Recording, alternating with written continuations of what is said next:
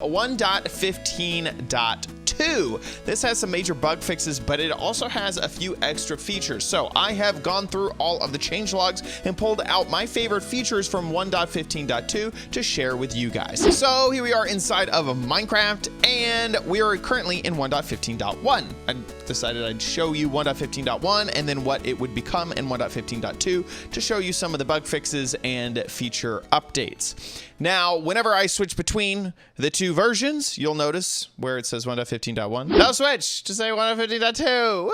It's the same world and everything, just two different versions of Minecraft.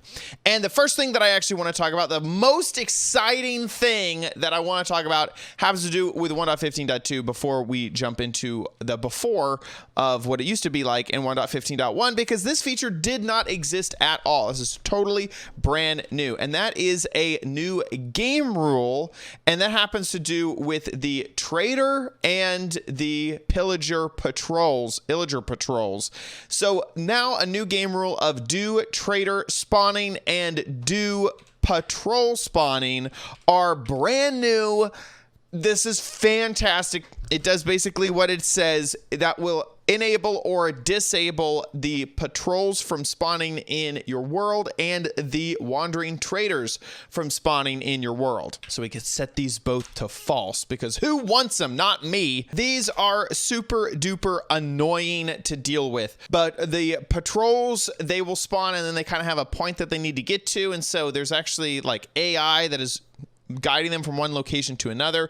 The wandering traders, they don't really have AI, but they spawn in the weirdest spots. I'm even in my creative worlds, I was getting traders spawning because they like spawn at almost any light level, I think, and it's just super annoying. I just really dislike how wandering traders just pop out of nowhere, and there was no way to stop it until 1.15.2. Thank the maker. So back over here in 1.15.1. If you are in survival mode and you grab a silk touch pick and then grab a nest, the bees that saw you destroy that nest would get mad and rush after you and sting you.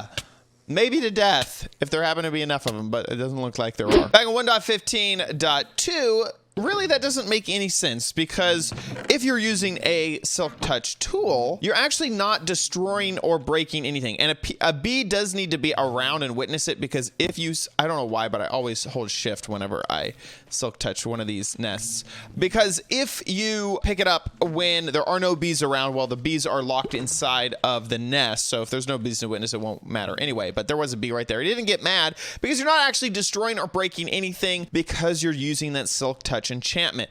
All the bees are locked inside. All of the honey level is also all still there. So whenever you use silk touch, it's really as if you're picking up the block and not harming it at all. So the bees around you that witness you doing it, they don't get mad in 1.15.2. Now, if you wanted to harvest honeycomb in 1.15, you can use this type of setup, which has some shears inside of a dispenser that goes into a hopper. But if you were to activate this with redstone, what happens is you can see this honeycomb gets sent in all sorts of directions. Sometimes it might get one or two get picked up by the hopper underneath, but not all of it. And so in 1.15.2, that has been fixed. Well, sort of. Here, let me switch into creative. It's sort of been fixed, because when I put a button on the dispenser itself, everything goes according to plan. You can see there's no honeycomb popping out of the sides.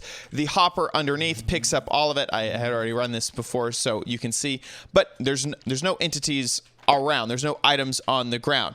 But if for some reason, if your redstone is on the nest itself, it breaks it. So there's still some bugs. And in fact, I thought that this didn't get fixed because I had put my redstone on the hive to avoid that button activating two of the things right there. And actually, it activated that one right there as well. So there's a few issues still to be worked out, but mostly fixed. So just make sure you activate the redstone directly on the dispenser if you are having this issue. In .1, if you had a status effect that if you had an effect, I guess I should say, that was a low-level effect that had a long time, and it was overwritten by a higher-level effect, the strength 2 instead of just normal strength, and that time ran out, you would lose your previous effect. Basically, it would completely overwrite whatever you had below it. So I have this strength. I'm overwriting it with strength 2.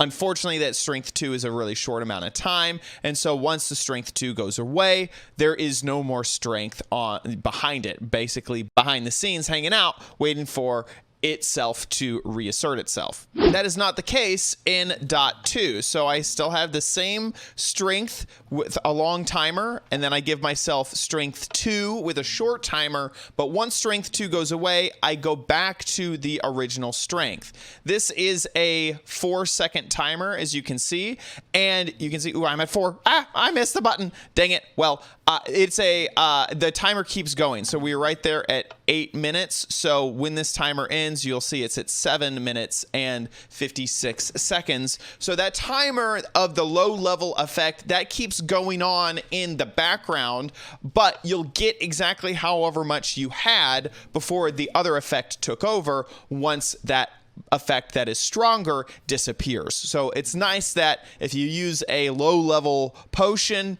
and you briefly get a higher level above it, and so like you could have walked into a beacon that gives you a higher level but a short amount of time. If you had drinking a potion that was 8 minutes long, it would just completely disappear before 1.15.2.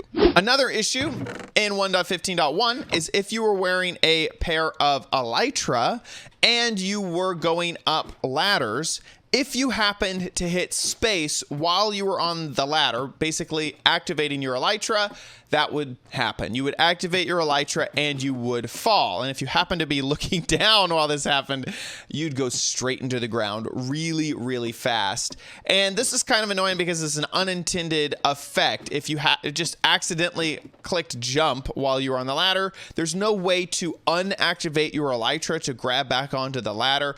And all you can really do is go all the way back down to the bottom, land on the ground, head back up the ladder, and this time just not hit space.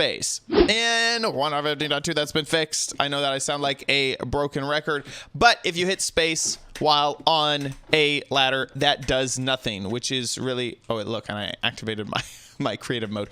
If you do that, that's good. I like this a lot because it was really annoying if you happen to be on a ladder and you activated your elytra. So now you need to leave the zone of influence of that ladder in order to activate your elytra. So you actually have to be falling through the sky like normal, not on the edge of a ladder if you need to activate your elytra. Before we move on to the last little bit, I want to talk a little bit about world generation in 1.15.2 and some good, awesome new ways to get bees.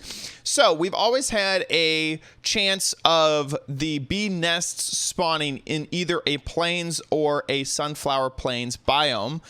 I can't tell if this is a bee from my thing. Oh, look. Oh, yeah. Here we go. Oh, my God. Look at that. Well, now in 1.15.2, which we are currently in, there are extra chances for nests to spawn. First off is that flower forest biomes, those have been given a 2% chance of any tree that spawns that it will have a nest on it. But additionally, a ton of new biomes, and I'm going to just read off the list here so I don't get any wrong. Forest, wooded hills, birch forest, tall birch forest hills, and tall birch forest hills.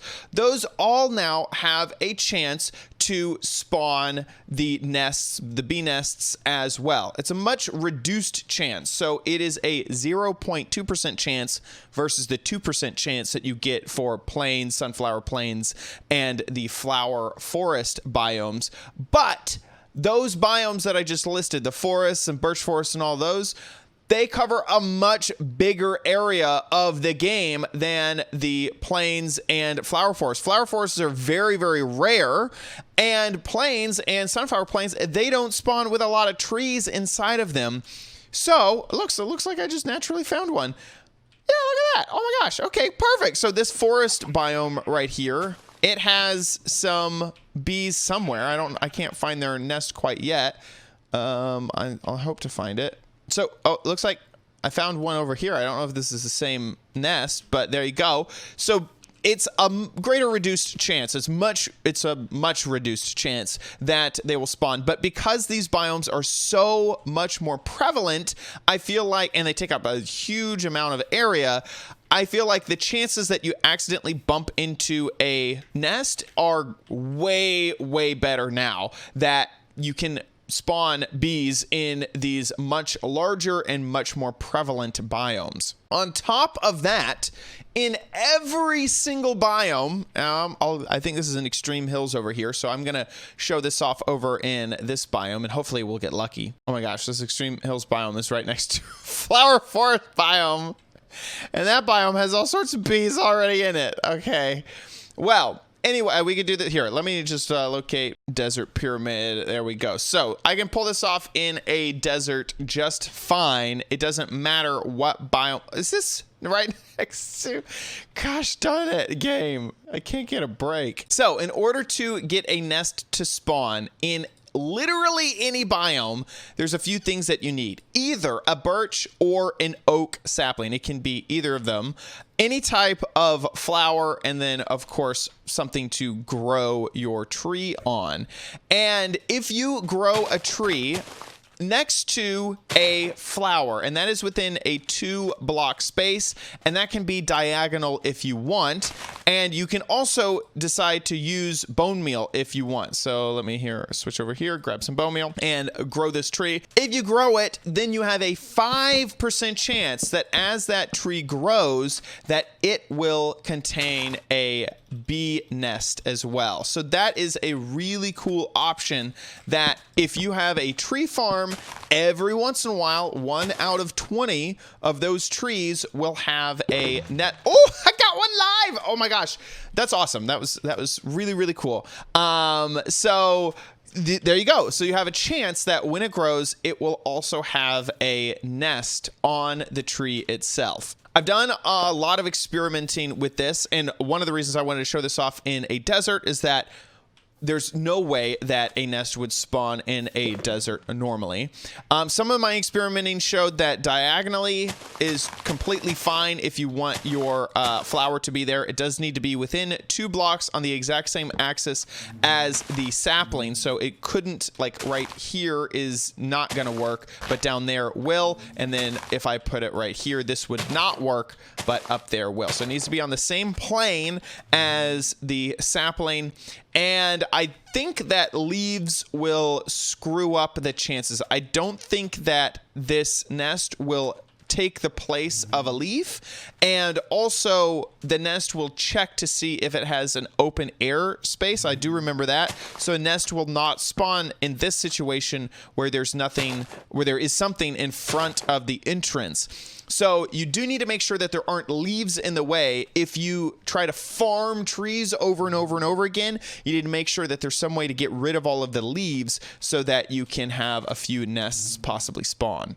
Okay, we are back in 1.15.1. We're going to grab a potion of invisibility, a sword, and we are going to spawn an iron golem, because in the older version of the game, if you had an invisible iron golem and they took damage, their cracks would show.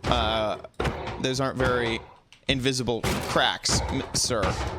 But everything goes exactly according to plan over here in 1.15.2. So if I hit him with an invisibility potion and then smack him around, you'll be able to hear those cracks. So you just heard it right there, but you can't see the cracks. And if I spawn another one up into the point when he gets some cracks and then I hit him with a splash potion of invisibility, he completely disappears. And finally, in 1.15.2, whenever you click on the multiplayer button, you'll be given this sort of card that says that online play is not moderated, so it can't be held to the standards of any type of ESRB rating, that sort of stuff, and you can proceed or go back, and you can also choose to never see this message again. And then if you just click proceed, then you are given your normal multiplayer list. There you have it, everything in 1.15.2. And I know some folks will probably be like 1.15.2. Is it 1.15.2? Listen, I don't care, okay? I accept dots and points, percentiles. I don't care. I love you all. Thanks so much for watching this episode of OMG Craft. If you enjoyed it, please give this video a big old thumbs up. Also, make sure you subscribe for future videos, tips, tricks, tutorials, and spotlights here on OMG Craft. See you next time. Bye.